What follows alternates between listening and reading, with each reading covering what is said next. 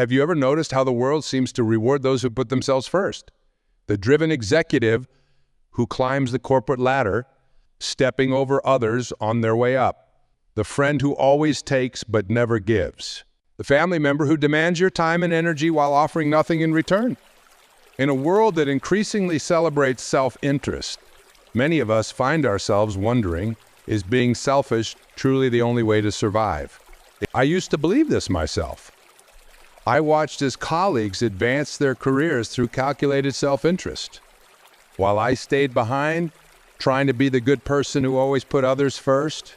I observed how those who guarded their time and resources seemed to thrive, while those who gave freely often struggled.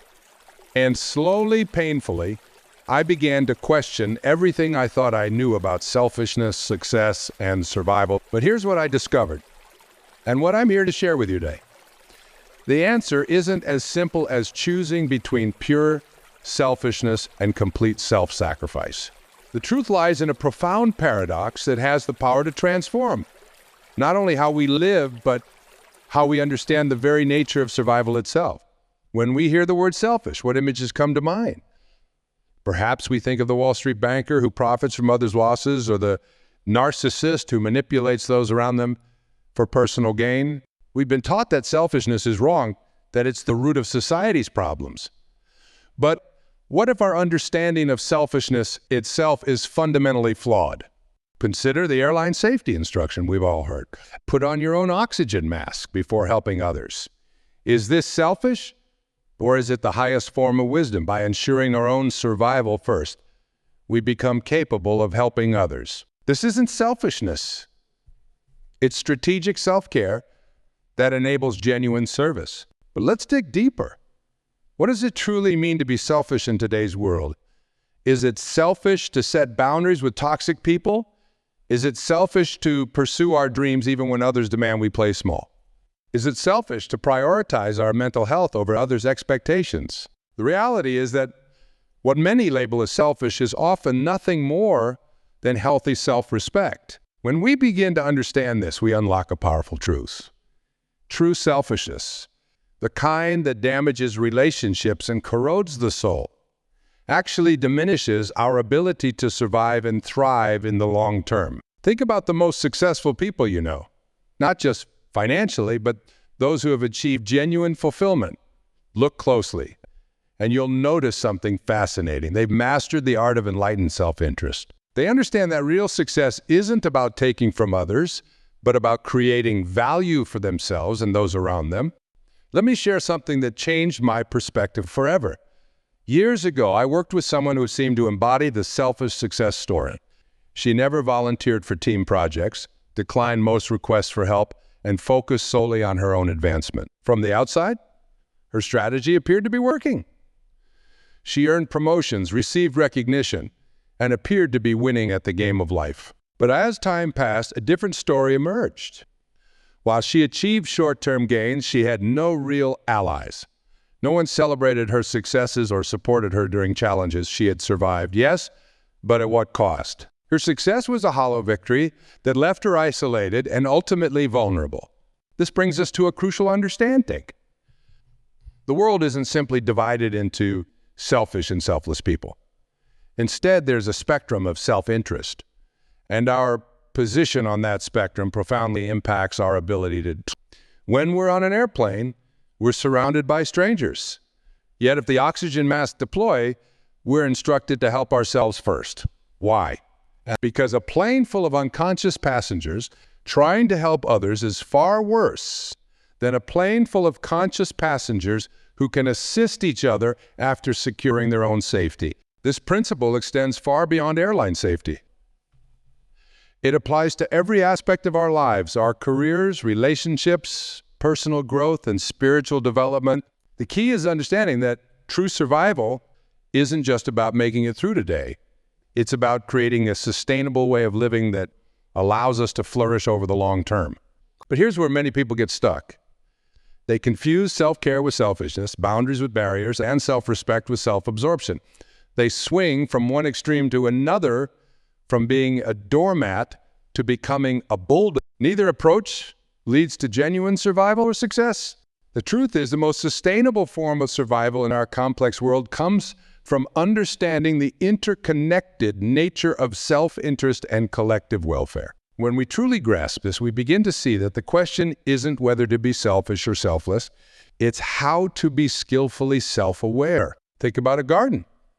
A skilled gardener knows that each plant needs its own space, water, and nutrients to thrive.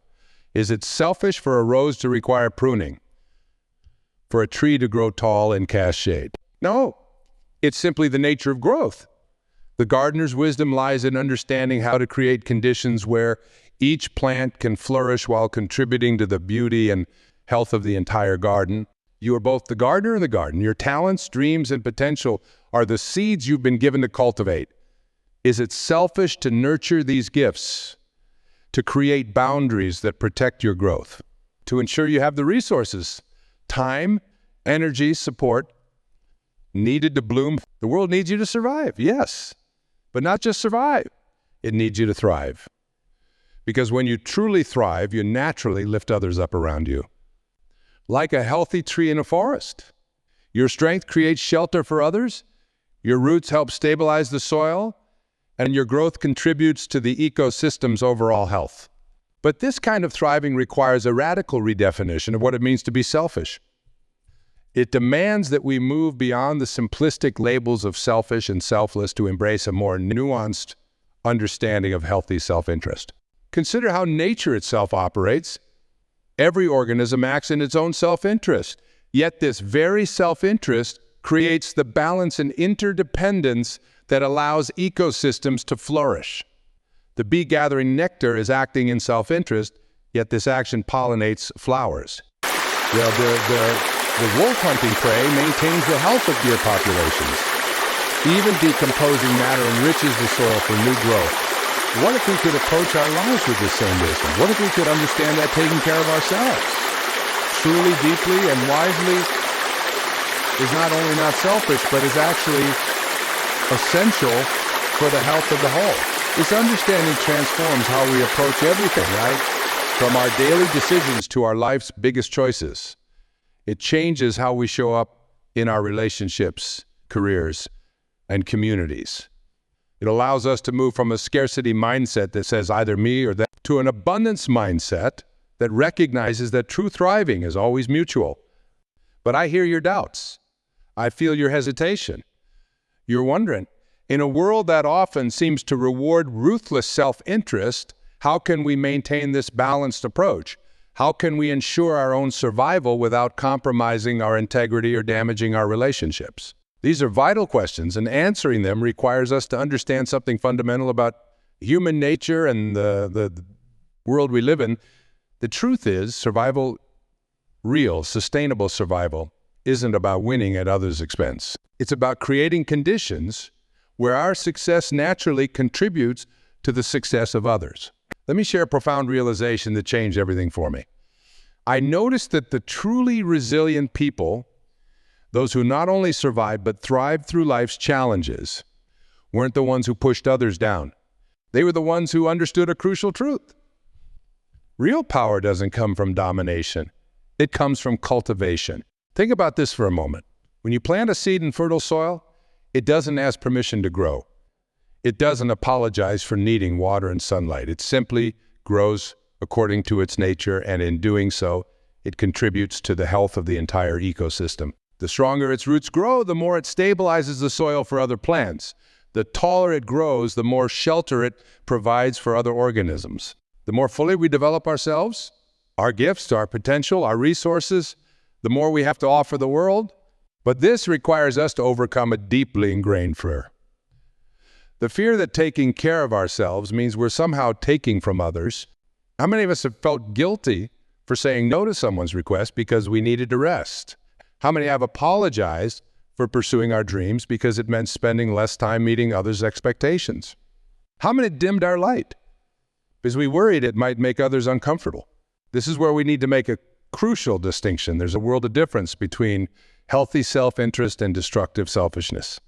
Healthy self-interest is like tending your own garden so that it can produce abundance for many. Destructive selfishness is like salting the earth. It might give you an advantage today, but it ensures nothing can grow tomorrow. Every time you board an airplane, you participate in a profound teaching about the nature of survival.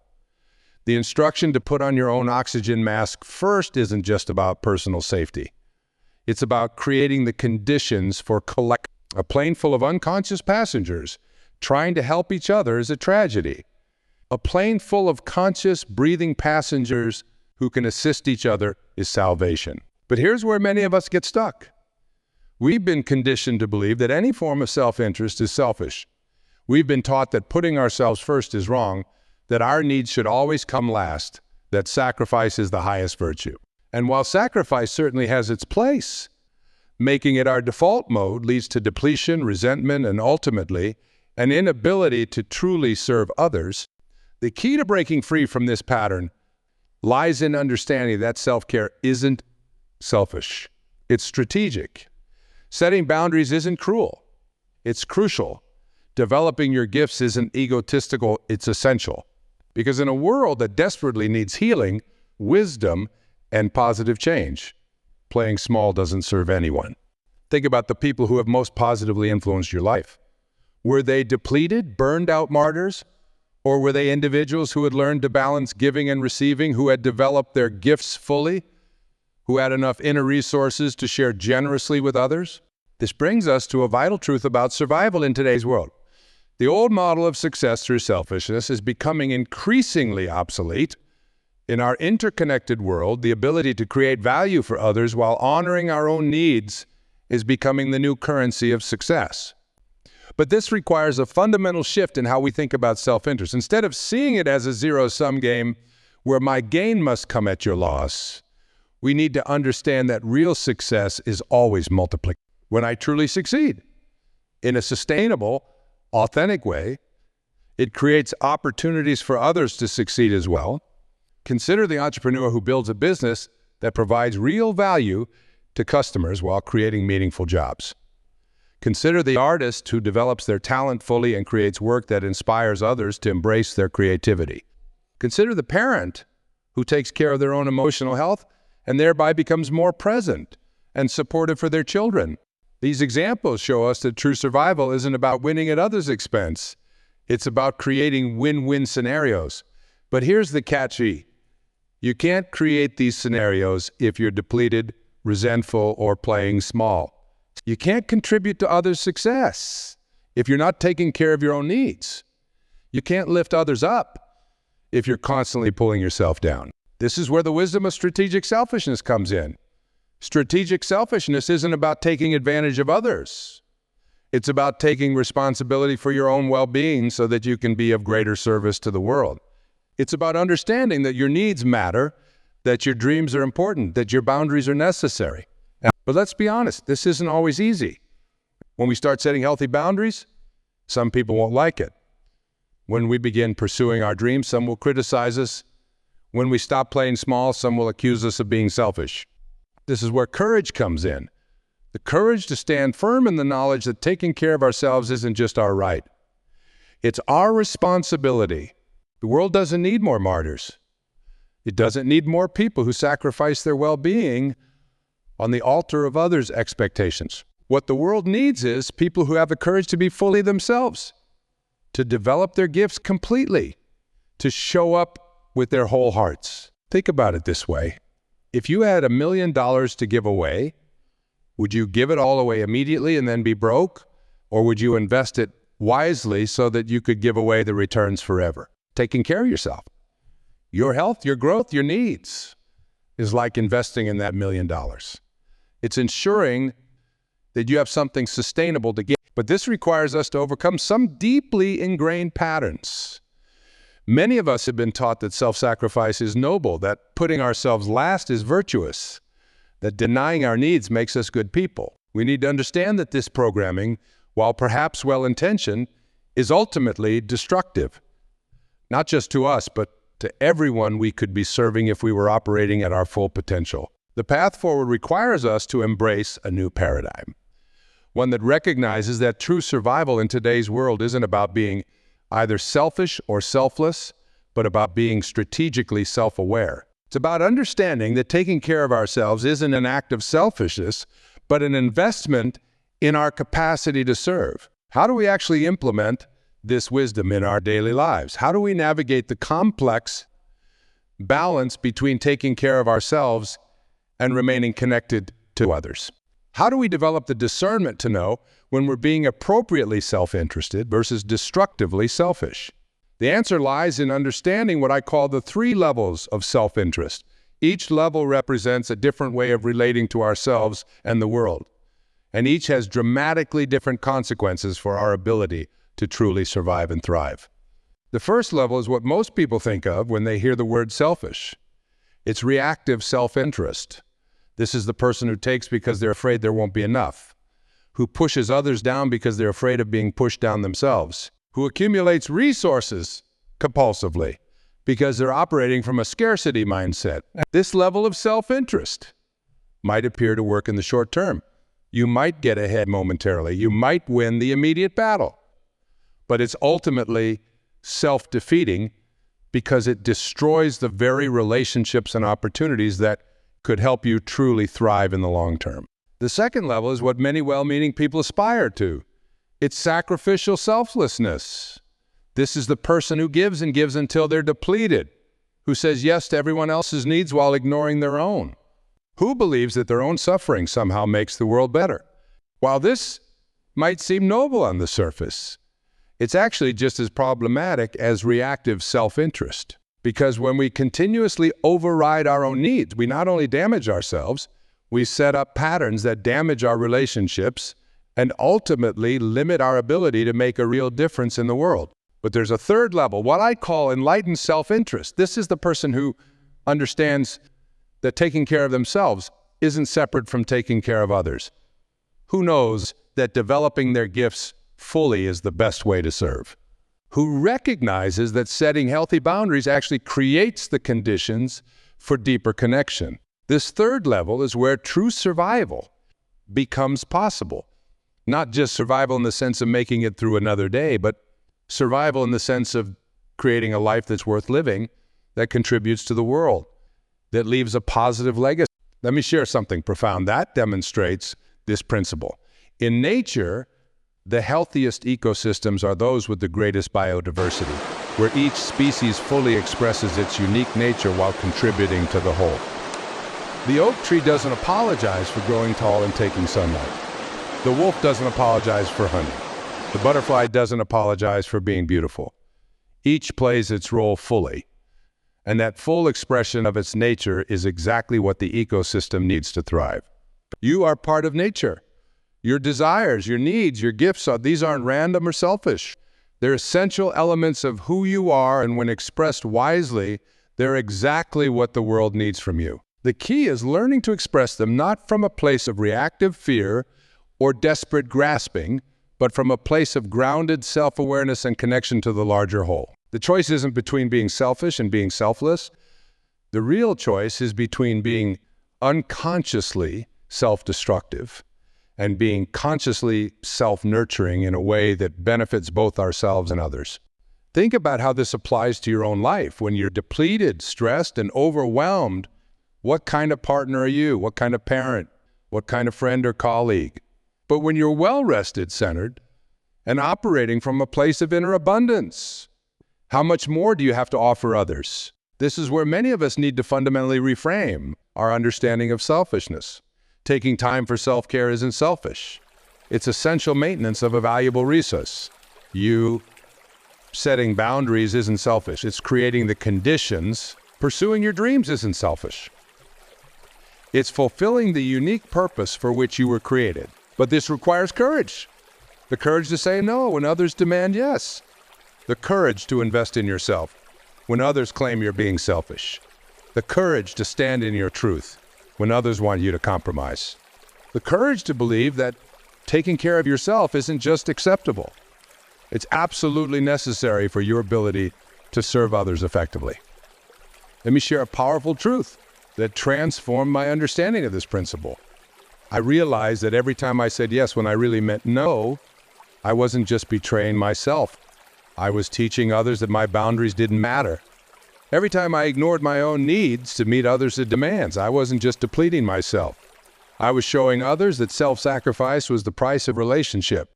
What if the most loving thing we can do, both for ourselves and others, is to be authentically, unapologetically ourselves? What if by taking care of our own needs openly and honestly, we give others permission to do the same? What if by pursuing our dreams wholeheartedly, we inspire others to pursue theirs? This isn't about becoming self-absorbed or disconnected from others. It's about understanding that real connection, the kind that nourishes both parties, can only happen when we're being authentic. And being authentic requires us to honor our own needs, boundaries, and desires. When you're on an airplane and the oxygen masks deploy, putting on your own mask, first isn't just about saving yourself. It's about ensuring you remain conscious and capable of helping others. In the same way, taking care of yourself isn't just about your own well-being. It's about maintaining your capacity to contribute meaningfully to the world. But here's where many people get stuck. They understand this intellectually, but they struggle with the practical implementation. They know they should set boundaries, but they feel guilty doing so. They know they should pursue their dreams, but they worry about what others will. They know they should take care of themselves, but they've developed such strong habits of self-sacrifice that change feels impossible. This is where we need to understand something crucial. Change doesn't happen overnight. Moving from reactive self-interest or sacrificial selflessness to enlightened self-interest is a journey. It requires patience, practice, and most importantly, the journey to enlightened self-interest begins with a simple but profound shift in perspective. Instead of asking, am I being selfish?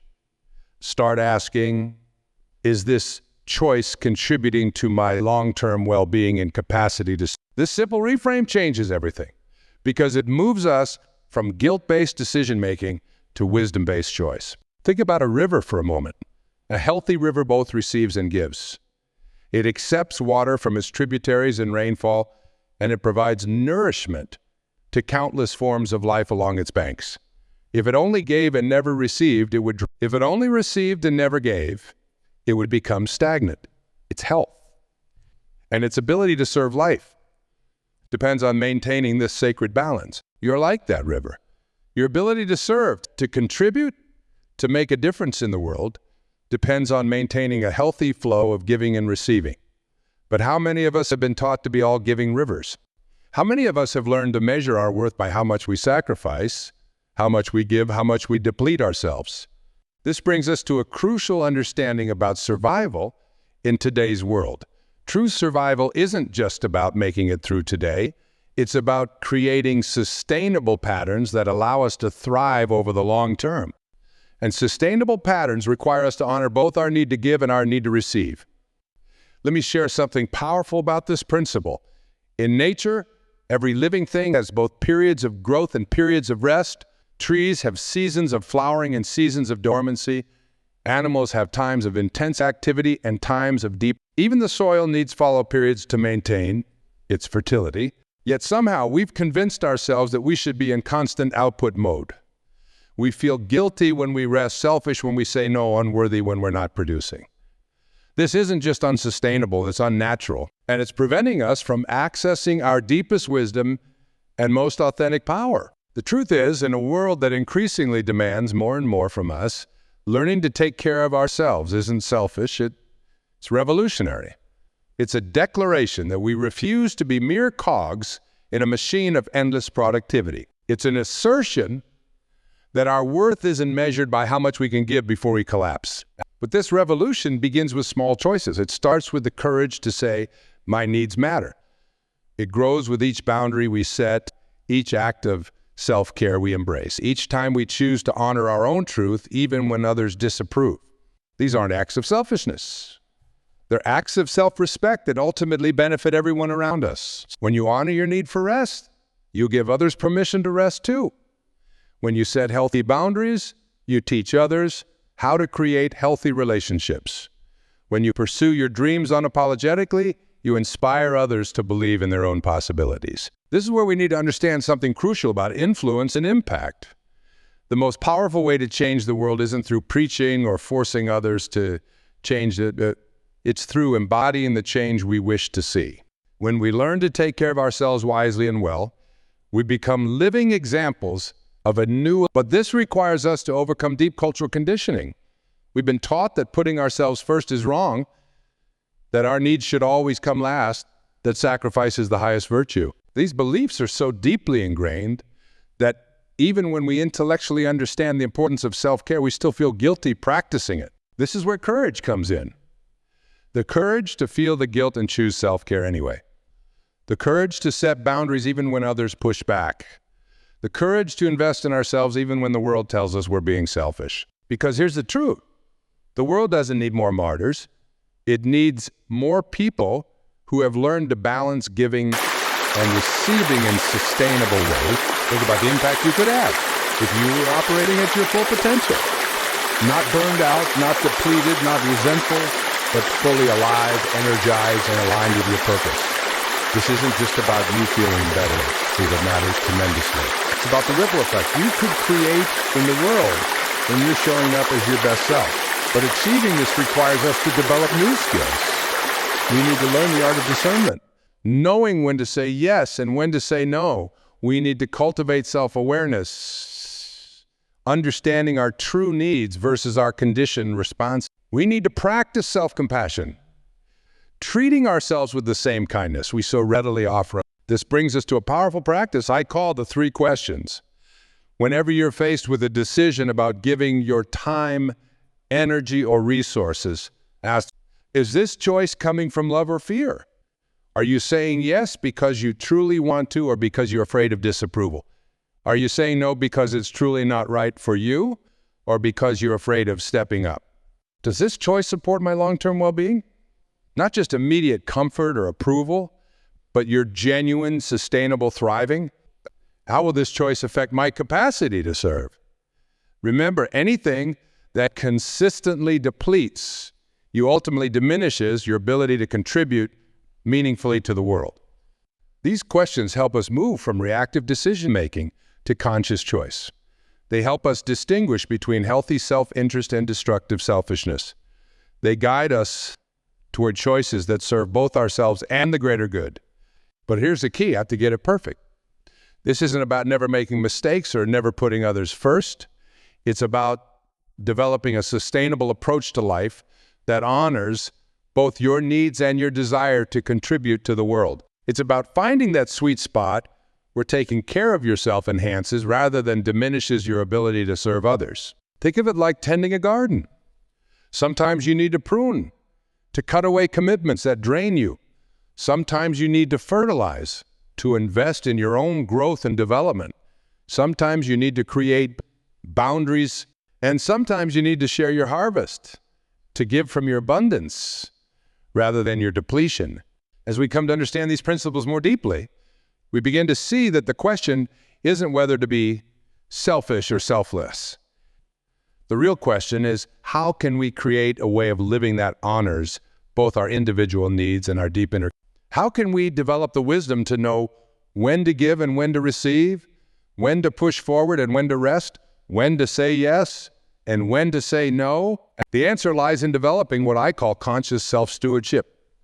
This means taking responsibility for our well-being not from a place of ego or fear, but from a deep understanding that we are each entrusted with unique gifts, talents, and potential that the world desperately needs. Think about it this way. If you owned a piece of equipment that could help heal people, wouldn't you take excellent care of it? Wouldn't you maintain it, protect it from damage, ensure it had everything it needed to function optimally? Well, you are that equipment. Your body, mind, and spirit are the instruments through which you serve the world. Taking care of them isn't selfish, it's responsible stewardship. But this requires us to overcome a deeply ingrained belief, the idea that we have to choose between taking care of ourselves and taking care of others. This is a false dichotomy that has caused immense suffering. The truth is, when we take care of ourselves wisely and well, we naturally have more to give others. When we honor our own boundaries, we create the conditions for more authentic connections. When we pursue our dreams wholeheartedly, we inspire others to do the same. Consider the sun for a moment. The sun doesn't apologize for shining. It doesn't dim its light to make others comfortable. It doesn't exhaust itself trying to prove its worth. It simply shines fully, and in doing so, it gives life to it. This is the essence of enlightened self-interest. Understanding that your fullest expression of self is exactly what the world needs from you. But let's be honest, this isn't always easy. We live in a world that often seems to reward aggressive self-interest and punish generosity. We encounter people who try to make us feel guilty for taking care of ourselves. We face situations that pressure us to compromise our boundaries and override our needs. This is where we need to stand firm in a deeper truth. The old paradigm of success through selfishness is becoming increasingly obsolete. In our interconnected world, the ability to create value for others while honoring our own needs is becoming the new currency of success. The most sustainable forms of success are those that benefit both ourselves and others. Think about the most positively influential people you know. They aren't the ones who sacrificed everything for others until they burned out. They aren't the ones who stepped on others to get ahead. They're the ones who learned to balance giving and receiving, who developed their gifts fully, who maintained healthy boundaries while staying open-hearted. This brings us to a crucial understanding about power. Real power isn't about domination or control. It's not about taking from others or pushing them down. Real power comes from alignment, being so deeply connected to your authentic self and purpose that you naturally uplift others through your presence and actions. But accessing this kind of power requires courage. The courage to be yourself fully in a world that often wants you to be less. The courage to honor your needs in a culture that celebrates martyrdom. The courage to set boundaries with people who are used to you having none. The courage to believe that taking care of yourself isn't just okay. It's essential for your ability to serve the world effectively. Every time you honor your own needs with wisdom and compassion, you make it safer for others to do the same. Every time you set a healthy boundary, you teach others how to create healthier relationships. Every time you invest in your own growth and well-being, you demonstrate that self-care isn't selfish, it's sacred. As we move forward in this rapidly changing world, we need a new understanding of what it means to survive and thrive. The old model of survival through pure self-interest is not only unsustainable, it's becoming increasingly ineffective. The new model of success requires us to develop the wisdom to take care of ourselves in ways that simultaneously contribute to the well-being of others. This is the path of enlightened self-interest. It's not always the easiest path. It requires us to think more deeply, to make more conscious choices, to stay committed to our own growth while remaining connected to others. But it's the path that leads to true sustainability, not just for ourselves, but for our relationships, our communities, and our world. The choice is yours. You can continue operating from reactive self-interest, taking what you can get while destroying the very relationships and opportunities that could help you truly thrive. You can continue practicing sacrificial selflessness, giving until you're depleted, and teaching others that self-sacrifice is the price of love. Or you can choose the path of enlightened self-interest, learning to take care of yourself in ways that enhance rather than diminish your ability to serve others. The world doesn't need more martyrs. It doesn't need more people operating from fear and scarcity. What it needs is people who have learned to shine fully, to give from their abundance rather than their depletion, to create success that uplifts rather than diminishes others. As you leave here today, I invite you to consider this. What if taking care of yourself isn't selfish but sacred? What if setting boundaries isn't cruel but kind? What if pursuing your dreams isn't egotistical but essential? What if there are any things you've been taught to feel guilty about? Taking time for yourself, saying no to others' demands, prioritizing your own growth, are exactly what you need to do to make your greatest contribution to the world. Because here's the truth. In a world that often feels increasingly selfish and disconnected, the most revolutionary thing you can do is learn to take care of yourself in ways that increase your capacity to serve others. This isn't just about survival. It's about creating a new way of living that benefits everyone. The world needs your light. It needs your gifts. It needs your authentic, fully expressed self. And you can't give any of that if you're depleted, resentful, or playing small. So take care of yourself, not just as an act of self-interest, but as an act of service to all whose lives you touch. You're both the garden and the gardener. Tend to yourself wisely. Nurture your growth lovingly. Set boundaries thoughtfully. And trust that as you bloom fully into who you're meant to be, you create more possibility, more beauty, and more abundance for everyone around you. This is the true path to survival and success in today's world.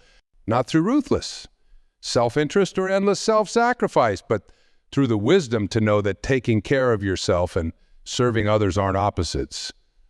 They're essential partners in creating a life of authentic contribution and lasting fulfillment. The choice is yours. The time is now, and the world is waiting for you to show up fully, shine brightly, and share your gifts from a place of genuine abundance rather than desperate depletion. Because when you do that, when you learn to take care of yourself in ways that enhance your ability to serve others, you become living proof that there's a better way. You become a light that shows others the path forward. You become part of the solution this world so desperately needs.